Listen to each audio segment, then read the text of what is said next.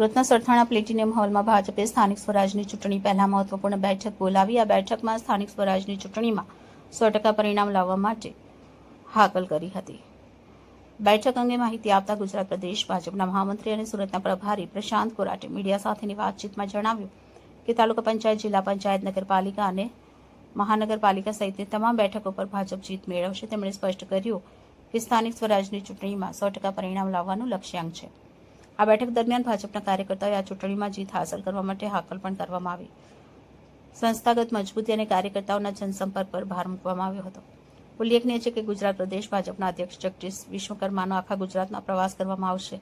આ અંતર્ગત પ્રથમ દક્ષિણ ઝોન, ત્યારબાદ મધ્ય ઝોન અને સમયાંતરે ઉત્તર અને સૌરાષ્ટ્ર ઝોનમાં બેઠકનો દોર ચલાવવામાં આવશે। સમગ્ર પ્રદેશમાં ચૂંટણીને લઈ સંગઠનાત્મક તૈયારીઓને વેગ આપવામાં આવ્યો છે।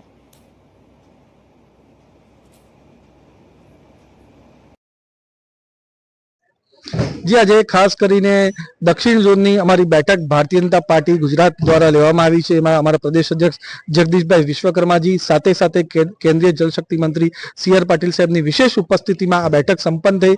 जे आवनारा समय ने आवनारा महीनामां जे आपणी स्थानिक स्वराज्यनी चूंटणी आवशे, चाहे तालुका पंचायत होय, जिल्ला पंचायत होय, नगरपालिका अने महानगरपालिका, एना तैयारी भागरूपे जे अमारा कार्यकर्ता छे एनी साथे बैठक लेवामां आवी छे।